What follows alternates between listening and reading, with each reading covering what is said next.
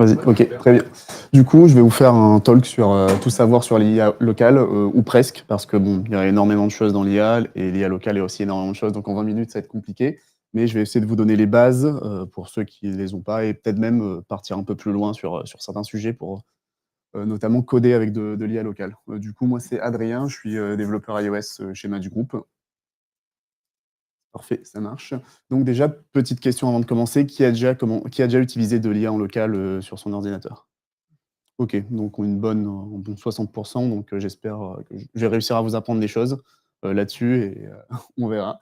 Donc ben, la première question qu'on peut se poser déjà avant de commencer comment faire tout ça, c'est pourquoi est-ce qu'on voudrait, faire tourner des IA en local? Ben, il y a 3 points, principaux, je dirais, là-dessus. Le coût, alors si vous avez déjà une machine qui peut faire tourner, des IA en local, donc ben, il y a pas d'API cost, il y a pas 10 € par jour ou même 20 € par mois. C'est si vous pouvez faire tourner des modèles, c'est gratuit, vous payez juste l'électricité.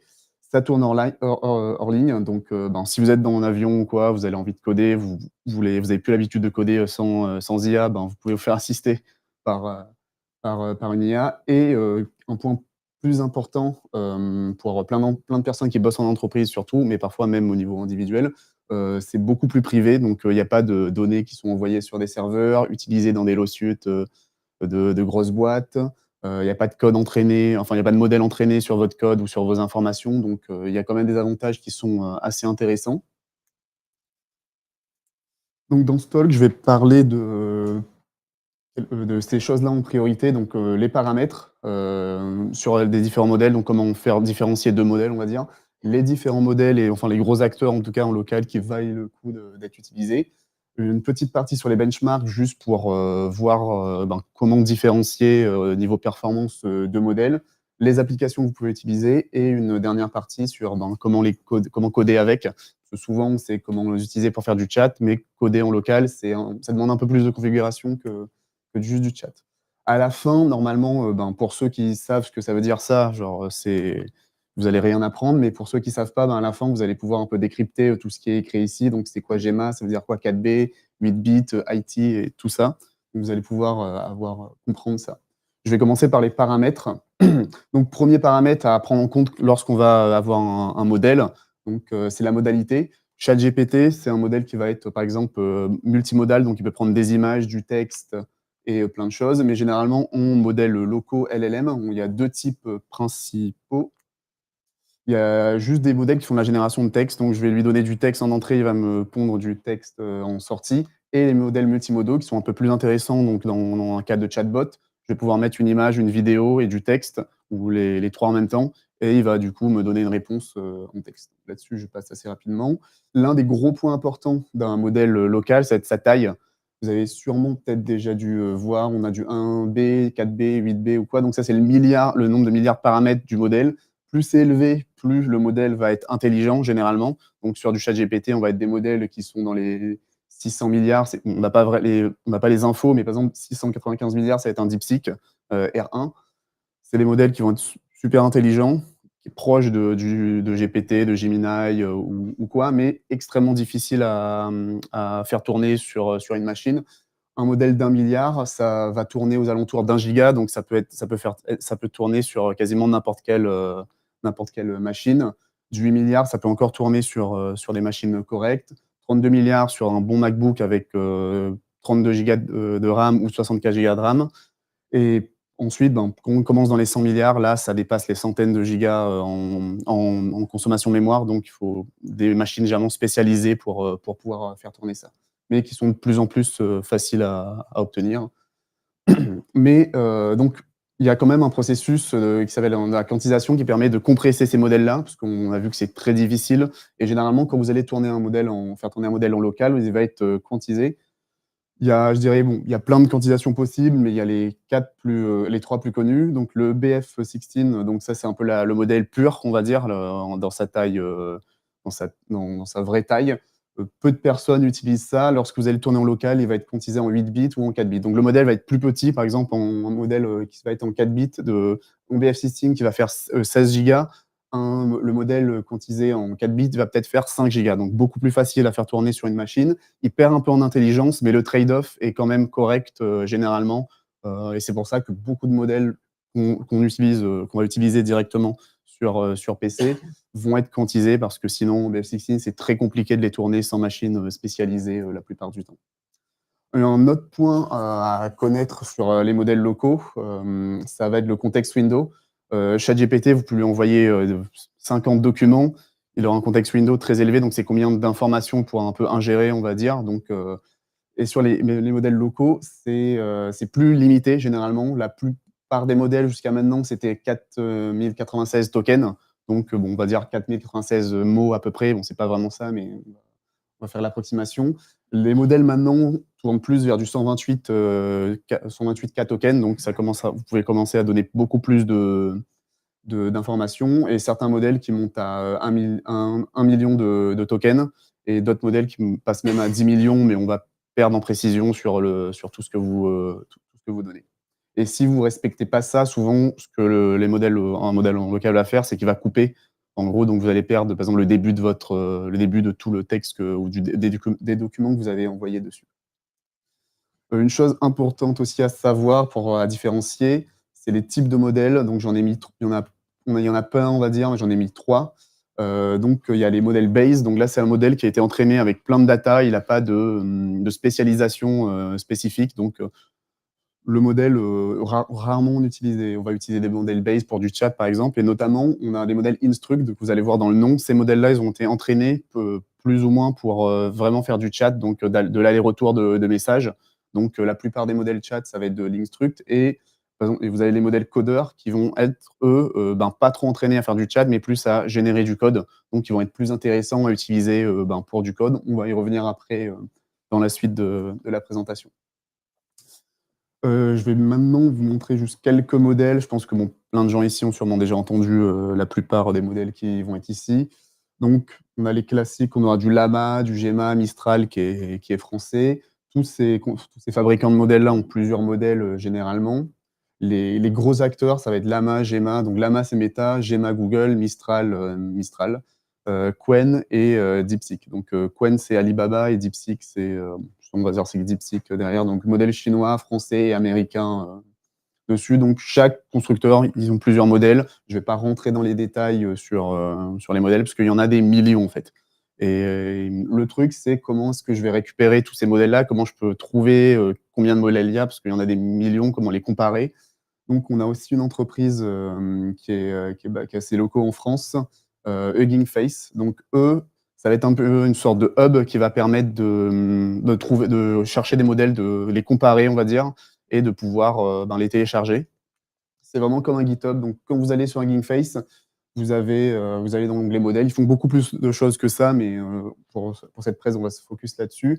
Vous pouvez voir, là, par exemple, le nombre de paramètres 1B, 6B, 12B. Donc, vous pouvez choisir un peu la taille du modèle. Si ça fait du taille génération de l'image text-to-text, il y a des modèles qui génèrent des images ou quoi, mais pour l'instant, pour cette présentation-là, je vais présenter que des modèles de chat ou de code. Donc, vous pouvez voir un peu les modèles qui sont trending, les modèles qui viennent de sortir et tout simplement juste les télécharger. Et généralement, vous avez différentes tailles. Donc, par exemple, vous allez avoir un Mistral, vous pouvez avoir plusieurs tailles de Mistral, Llama, plusieurs tailles. Et donc, juste choisir celui qui correspond à votre machine. Lorsque vous cliquez sur un modèle, vous allez avoir ce qu'on appelle une model card avec des informations dessus. Donc, la taille, la licence, le nombre de langages supportés, les spécificités du modèle. Donc, c'est un peu ici, vous allez vous renseigner sur le modèle et chercher plus d'informations. Donc, je pense que ça vous donne peut-être, pour ceux qui ne connaissaient pas, genre une meilleure compréhension de qu'est-ce qui est ici. Donc, Gemma, un modèle de Google, le 3, bon, c'est la version 3, qui a 4 milliards de paramètres, qui est en instruct, donc optimisé pour du chat et qui est quantisé en 8 bits. Donc, c'est un modèle qui est assez récent, qui tourne sur plein de machines différentes. Ils peuvent facilement tourner sur beaucoup de Mac avec M1 ou plus. Et je vais vous parler maintenant des benchmarks. Parce que comme vous avez vu, il y a beaucoup de modèles. Donc, vous allez sur Hugging Face, vous téléchargez ces modèles.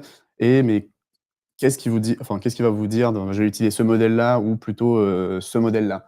Donc, généralement, on a deux types principaux d'évaluation pour différencier des modèles, je dirais. On va avoir les benchmarks. Donc là, c'est tout simplement des benches de modèles. Donc il y a des gros datasets avec, des questions et la réponse. Les modèles vont tourner ça et ensuite on pourra, regarder un score. Donc par exemple, là, vous avez Llama 4 comparé à Gemini 2, comparé à DeepSeek, comparé à GPT. Donc ça va permettre de vous donner juste un score, on va dire un peu artificiel sur, à quel point le modèle comment le modèle compare dans différents benchmarks. Vous avez des benchmarks de code, d'images, de chat global, de connaissances, et cetera. Mais généralement, ces benchmarks-là, ils peuvent facilement être, on va dire, on peut facilement tricher dessus parce qu'on peut entraîner un modèle juste sur le dataset du benchmark parce que, ben, c'est open source, quoi. Donc, je préfère regarder plus, ce qu'on appelle des arénas. Donc les arénas, ça va être un chat où vous allez faire une question, où enfin plein d'utilisateurs vont juste poser un prompt et vont avoir 2 modèles qui répondent au prompt et du coup, on peut choisir entre le modèle A ou le modèle B sans savoir quel modèle est derrière et ça va créer un leaderboard, de modèles qui vont s'affronter pour ensuite, et pareil donc plein de questions différentes pour ensuite, ben, être au top du leaderboard. Beaucoup plus difficile à je dirais à tricher sur ce qu'on appelle des arénas. Là, c'est le site, c'est lmarena.ai, c'est l'un des plus gros, si je dis pas de bêtises. Après, bon, vous avez plein d'autres sites qui vont faire des analyses indépendantes de modèles, et autres. Donc maintenant, je vais passer aux applications. Donc on a vu comment différencier les modèles, comment les télécharger, comment comparer un peu, 2 modèles et voir, niveau performance, lequel est mieux, lequel, et pour mon utilisation, par exemple pour du web dev ou pour du texte ou pour la création de contenu,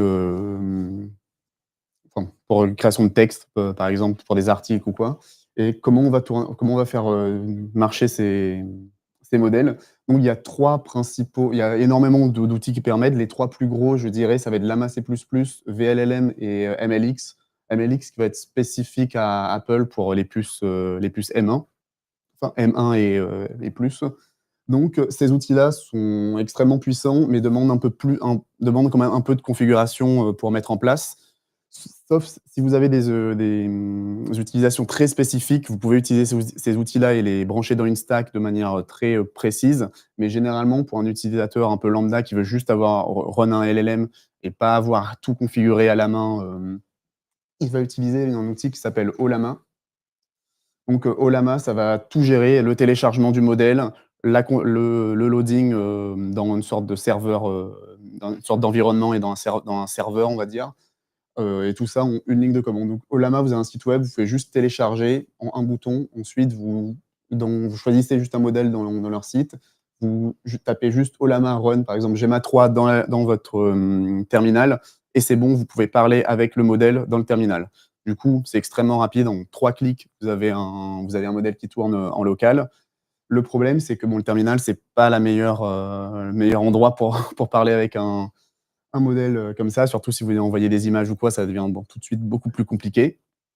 Donc pour ça, vous pouvez brancher, comme j'ai dit, c'est un serveur, vous pouvez le brancher à une interface et l'interface la plus connue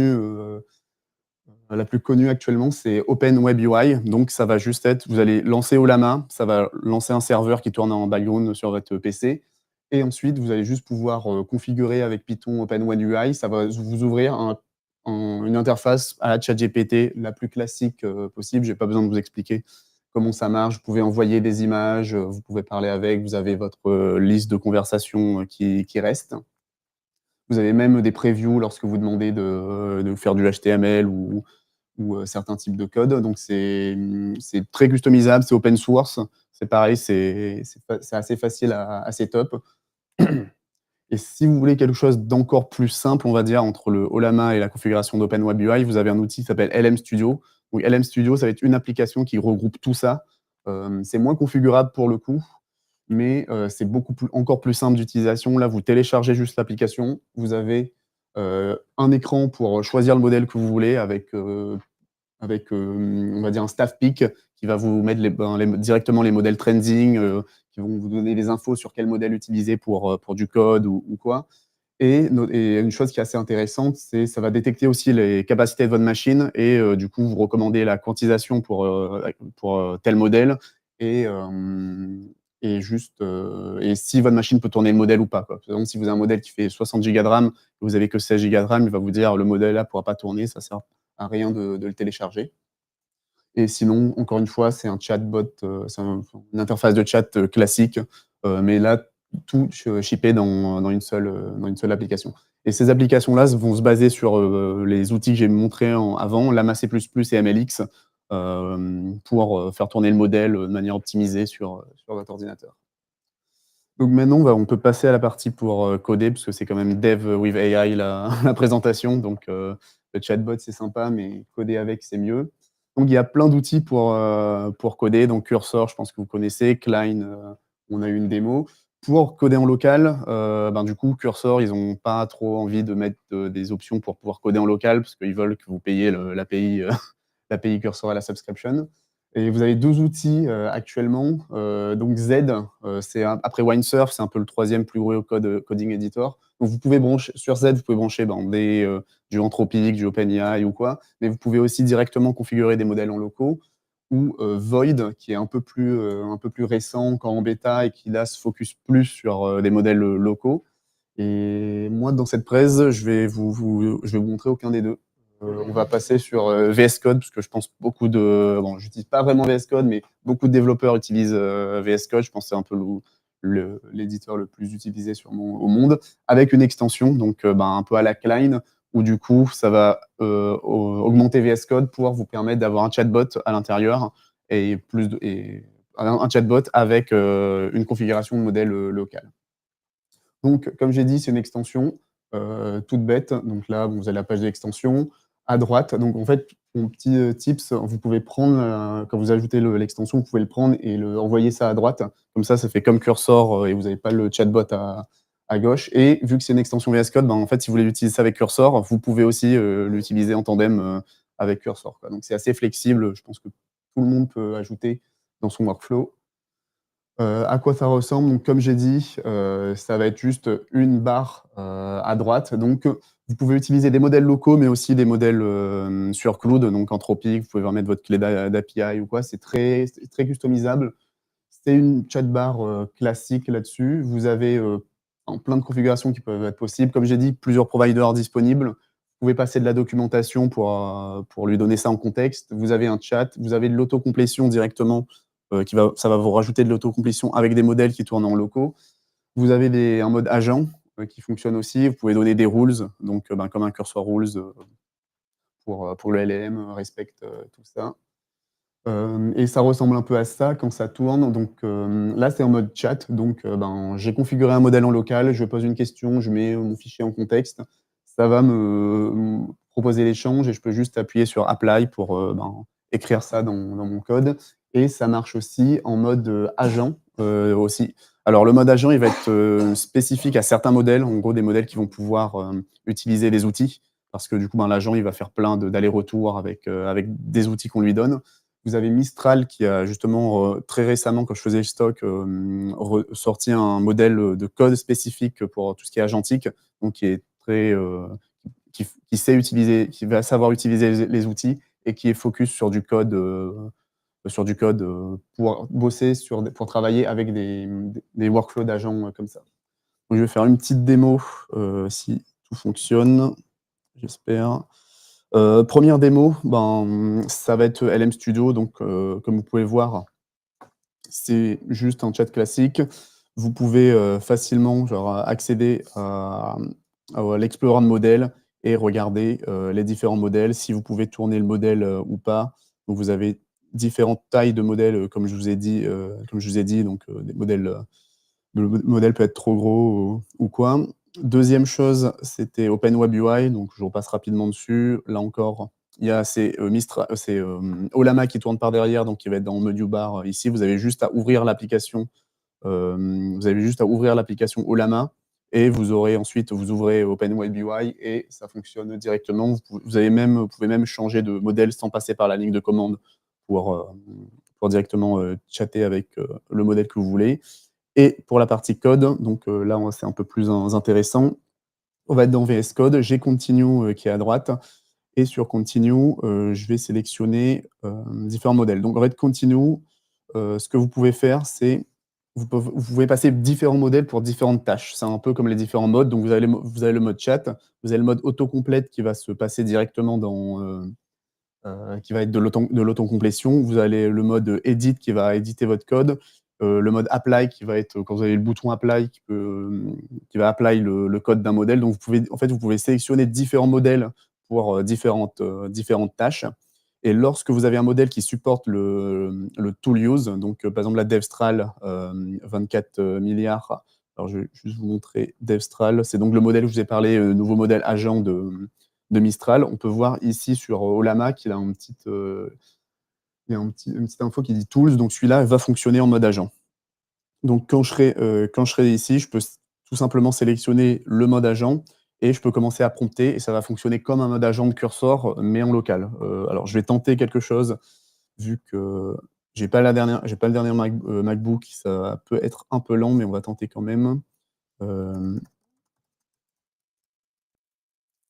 je vais demander de on va voir si ça marche. Donc bon, là, j'ai un petit fichier avec, quelques images dedans. J'aimerais juste qu'il met ça en bleu.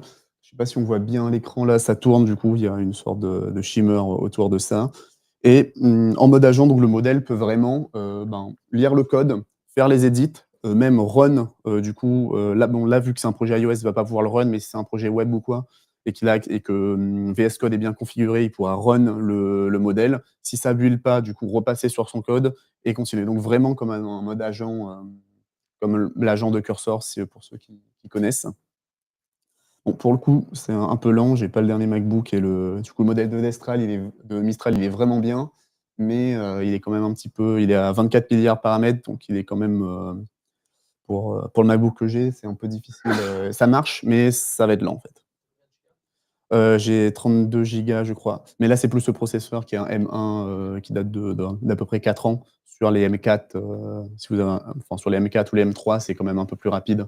Donc là, en fait, je peux tourner le modèle, mais niveau performance, CPU, c'est un peu plus lent.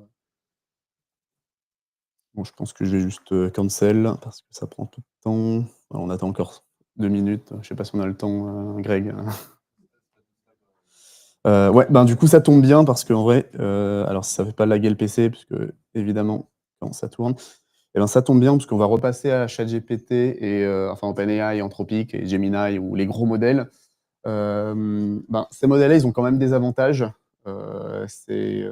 Alors, ils ont des avantages, c'est que déjà les modèles locaux sont en fait moins intelligents généralement que les modèles cloud et ça, c'est normal, vous avez des modèles énormes sur le cloud, mais cet avantage devient de plus en plus petit. Ensuite, là, vous pouvez voir en live, vous avez la vitesse. Donc, évidemment, quand vous avez des machines, si vous n'avez pas vraiment une machine, rapide, un modèle, local, généralement, va être moins rapide qu'un modèle sur cloud, mais ça s'améliore encore une fois. Et justement, en parlant de vitesse, on va voir si le modèle, il a terminé ou pas de nous écrire. Ah et ouais. Du coup, là, il nous a écrit du code. Bon, il a pas apply, je sais pas pourquoi. Mais bon, vous voyez un peu l'exemple. L'intérêt là, sur ces outils-là, vu que c'est en local, si vous avez la machine qui existe, c'est que vous pouvez juste expérimenter, tester plein de modèles, tester des modèles, tester des workflows. De toute façon, vous payez pas d'API, cost, donc vous pouvez vraiment, faire tourner un peu ce que vous voulez, comme vous voulez, pour tester, expérimenter avec différents modèles. Tous les mois, il y a des nouveaux modèles qui sortent, que vous pouvez tourner en local et toutes les entreprises essayent d'avoir, le meilleur modèle. Donc tous les mois, généralement, vous avez un modèle qui est plus performant que celui d'avant. Donc c'est en évolution, continue et pour venir là-dessus, ça s'améliore. Donc comme j'ai dit, les modèles cloud sont plus puissants que les modèles locaux, mais le gap devient de plus en plus petit. Les modèles sur le cloud, je pense, resteront toujours plus puissants, mais les modèles locaux vont sûrement à un moment arriver où ils seront utilisables par n'importe quelle machine et auront une vitesse correcte pour, 80-90 des utilisateurs. Et juste pour vous donner un exemple, un peu en ordre de grandeur d'évolution, l'AMA 3 était sorti à peu près, je dirais 1 an, plus ou moins. On avait un modèle de 405 milliards de paramètres, donc il faut plusieurs centaines de gigas de RAM pour pouvoir faire tourner ce modèle-là. Très compliqué. 6-8 mois après, on a l'AMA 3.3 qui sort en 70 milliards, qui est mieux sur tous les benchmarks, existants et qui performe mieux sur tout et qui a 70 milliards de paramètres. Donc c'est un modèle, qui tourne, qui est beaucoup plus facile à tourner. Donc ça reste toujours compliqué, mais maintenant, c'est pas quasiment impossible à je peux le faire, raisonnablement et honnêtement, l'AMA 3.3, on est maintenant à l'AMA 4. Ça fait déjà quasiment peut-être que 6 mois, encore que l'AMA, 3.3 est sorti. On a des modèles de Qwen qui sont sortis à 25 milliards de paramètres, qui sont sur les benchmarks plus performants que le Llama à 70 milliards. Donc ça évolue extrêmement rapidement. Et justement, vous avez même des modèles qui tournent sur téléphone maintenant. Vous avez sûrement vu à la WWDC des modèles qui tournent sur téléphone. Donc c'était un modèle de 4 milliards, le modèle qu'Apple, 3-4 milliards, le modèle qu'Apple a présenté. Moi, ça fait plusieurs mois que je développe une application qui vous permet de faire tourner des modèles sur iPhone. Et vous pouvez, en fait, dans tous les modèles que j'ai présentés, les petits modèles peuvent tourner sur téléphone. Ça va du modèle d'1 milliard de paramètres jusqu'à, j'avais une démo où j'avais fait tourner un modèle, le DeepSeek, à 8 milliards de paramètres. C'est extrêmement lent, ça chauffe énormément le téléphone, mais je suis sûr, dans 1 an, 2 ans, 3 ans, on pourra faire tourner des modèles peut-être de 24 milliards de paramètres, quantisés, optimisés. On aura même des modèles de 1 milliard de paramètres qui seront aussi bons que des modèles de 70 milliards de paramètres actuels. Donc ça évolue extrêmement rapidement. Et voilà, pour conclure tout ça. Donc merci d'avoir écouté la presse. Si vous voulez me retrouver, ben, je suis sur, vous avez des questions, je suis sur X. Bon, il y a mon même prénom, donc c'est LinkedIn aussi si vous voulez m'ajouter. Et si vous voulez tester l'application pour faire tourner des modèles sur votre téléphone, vous pouvez aussi. Ben, c'est pas aussi puissant que ChatGPT, vous attendez pas des trucs incroyables, mais ça fonctionne et ça va être, comme j'ai dit, c'est le pire que ça va être, c'est actuellement, quoi. Ça va toujours être mieux dans tous les cas. Voilà.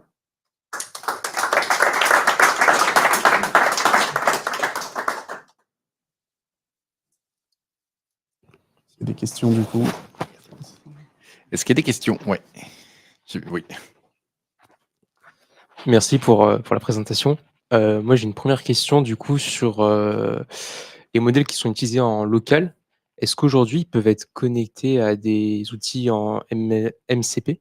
Ouais, alors j'ai pas montré, mais continue.dev, vous pouvez, il y a un onglet MCP dessus, et vous pouvez connecter. Alors, un nouveau chat. Mettre ça. Vous avez l'MCP, il est où? Il est ici. Vous avez MCP Server et vous pouvez du coup connecter vos MCP Server. Vous avez tous les outils en fait.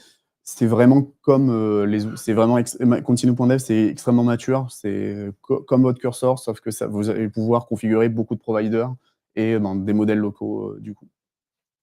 Ok, super. Parce que je sais qu'il y a un MCP Xcode build MSCP qui permet de justement avoir toutes les commandes Xcode et de gérer en fait tout ce qui est lancer le simulateur, même interagir Ouais. avec le simulateur. Tu pourrais avec ça faire tout ce flow-là. Comme j'ai dit, en fait, pour l'instant, moi j'utilise toujours des modèles cloud pour coder, parce que les modèles locaux sont impressionnants, mais j'ai pas la machine qui permet de faire tourner ça. Enfin, pour l'instant, pour moi, c'est moins cher de prendre du cloud que payer une nouvelle machine. Ça va arriver bientôt, mais j'attends encore un peu pour le coup, quoi. Ok, merci.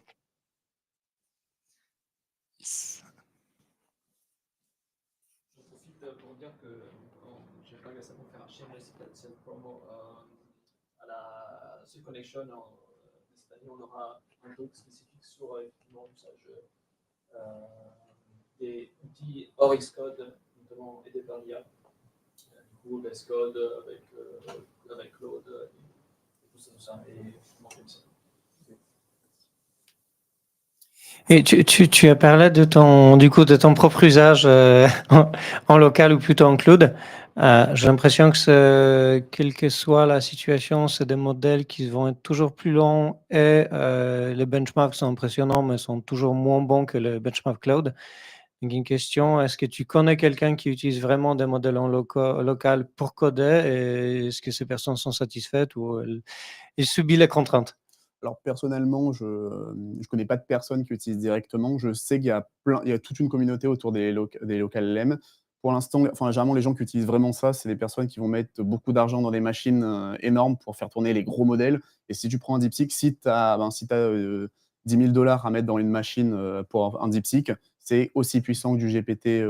C'est dans les mêmes benchmarks que du GPT. Par contre, il faut investir dans la machine. Et comme j'ai dit, les modèles deviennent de plus en plus petits. Et à un moment, on pourra avoir des modèles qui arrivent là-dessus. Mais sinon, moi, mon utilisation, vu que je code, je cherche quand même à avoir les meilleurs modèles qui existent. Ça reste du GPT, du Anthropic et du Gemini. J'utilise des modèles locaux plus pour, on va dire, m'amuser, voir un petit peu comment ils se comparent entre eux.